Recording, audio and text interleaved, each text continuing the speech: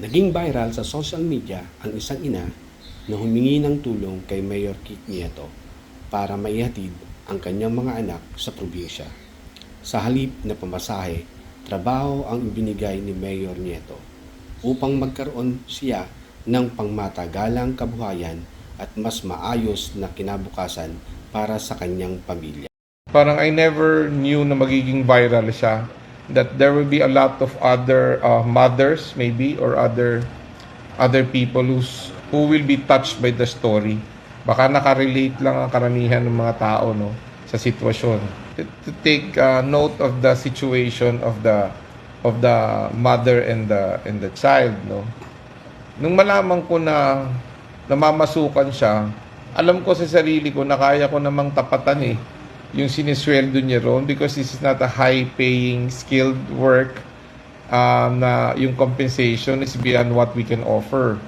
Pangalawa, yung bata by himself, ayoko nin lumaki kasi na mawawalay siya for the expedient reason na hindi makapagtrabaho yung magulang niya na nandun siya para siya nagiging bagahe. When you create a family, ang premise kasi doon, dapat magkakasama kayo. Guidance mo ang kailangan Yung pagmamahal mo ang kailangan, yung suporta mo, yung presensya mo. Yun ang kailangan para maging maayos yung pagiging bata niya hanggang sa paglaki niya. Na alam niya, mayroong isang tao na totoong nagmamalasakit sa paglaki niya, na magbibigay sa kanya at magtuturo sa kanya ng mga bagay na kailangan niya matutunan para maging mabuti siyang tao. Diba? So, I thought like maybe offering her a job here dito sa munisipyo para hindi na siya kailangang umalis. And we immediately signed that contract 2 days ago. She was here. She was happy. She was with her baby. Tapos sabi ko, yung katsunduan natin you clean up that area and pagdating ng 3 years old, daling mo na sa daycare yan para mabigyan na kita ng bagong assignment na mas magkakaroon ka ng output. Alam mo, pinakamabigat kasing parte doon, yung sabi ko, yung dumating yung panahon na kahit hindi na ako nakaupo rito, yung masalubong ko sila sa kalye, tapos ituturo ako ng nanay doon sa batang, siguro 18 na siya, sabihin niya sa anak niya, "Nak, yung gobyerno niyan yung naging dahilan kung ba't lumaki kang kasama ako."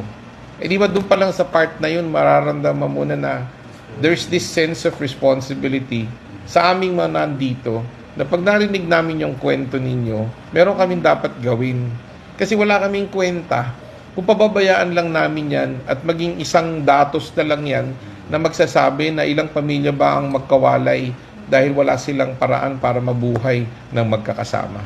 So that was essentially the thing that, and I've been practicing that, except that when I made mention of this in the post, parang I never knew na magiging viral siya.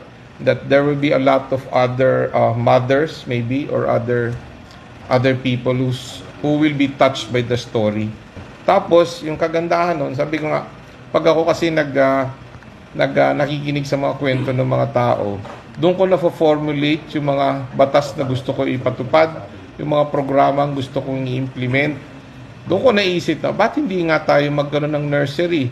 6-month-old hanggang 3 years old, pwede mong ilagak yung baby mo dun sa nursery natin. May mga nurses at yung mga taga-alaga ng bata, pumasok ka sa trabaho, tapos kunin mo sa hapon. So, essentially, yun yung daycare. Sa araw, aalagaan mo itong mga sanggol na to para yung mga magulang nila makapagtrabaho. Babantayan natin maigi, lalagyan natin ng nurse, lalagyan natin ng ambulansya, lalagyan natin ng first aid.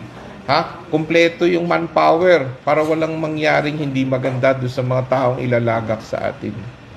Hopefully it becomes a reality because by next month magbubukas na magkakaroon na kami ng budget planning and I will insist that it's going to be one of the major programs of our admin in the coming year and in the coming years.